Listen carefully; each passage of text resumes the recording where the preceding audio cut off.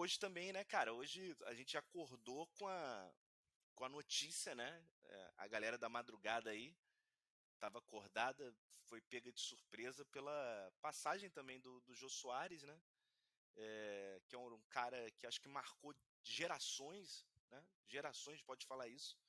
Um cara que talvez fosse a palavra que talvez assim que a gente está num momento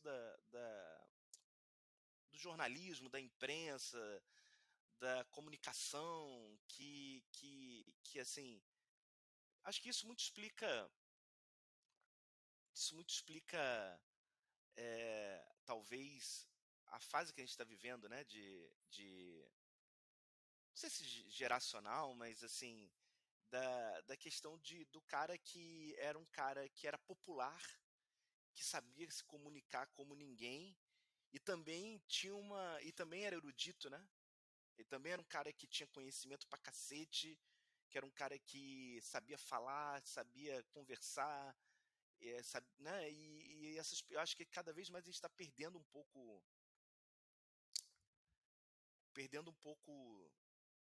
né? Essas referências, né? De caras que são um norte, né? E o Jô Soares é um pouco isso.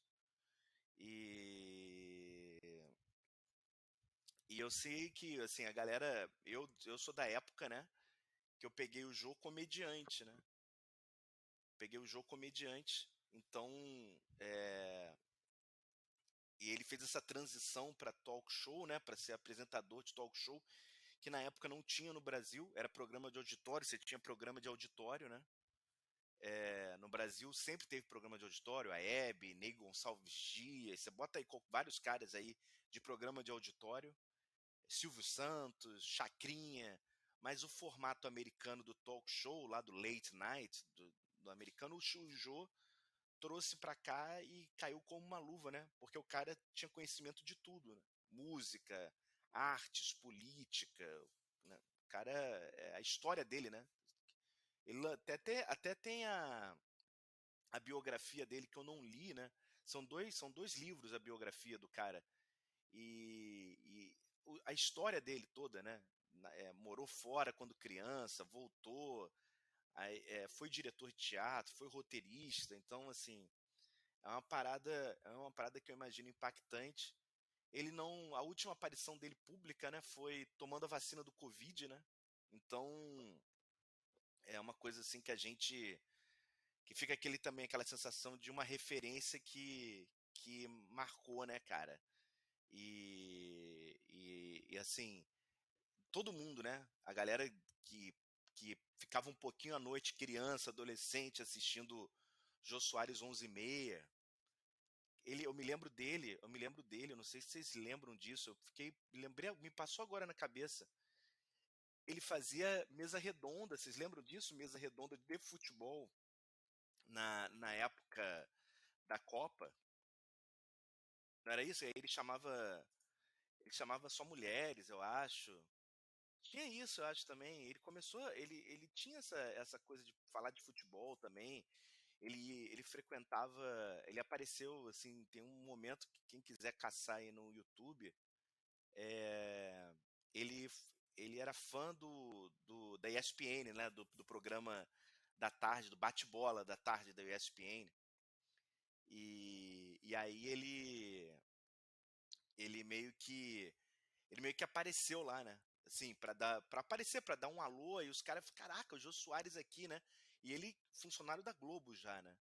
E apareceu, então, assim, é um cara assim, muito, muito querido, né? E eu me lembro disso, assim, me lembro muita gente chegava a vida da pessoa, né?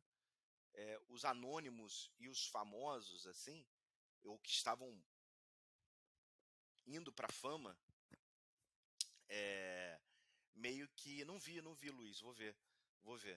É, meio que passar pelo sofá do Jô era meio que sei lá, um sinônimo de, ó, cumpri o papel, cheguei a algo que muita gente queria chegar, isso é, ser convidado do Jô Soares, né? E olha lá, o Guilherme aqui falando a história, né, que ele foi lá no bate-bola, apareceu, bateu na porta da ESPN e começou a falar, né? Eu esqueci o nome do Canalha, né? Como é que é o nome do primeiro nome dele? Eu sei a brincadeira que o pessoal chamava ele de Canalha, o apresentador. Ele chegou até a cantar no The Voice. João Carlos Albuquerque, né? Big Peter, acho que é isso, João Carlos Albuquerque. E aí ele ficou muito amigo do João Carlos e tal, que eu acho que também cantava e tocava violão. Então, assim, tem essas memórias do Jô Soares um pouco fora, né? É, é um cara realmente assim impressionante, assim, não temos o que falar de Jô Soares. E a última lembrança minha do Jô Soares, assim, foi ele foi ele meio que dando cartas abertas ao presidente da República, né? Com aquela ironia costumeira dele, né?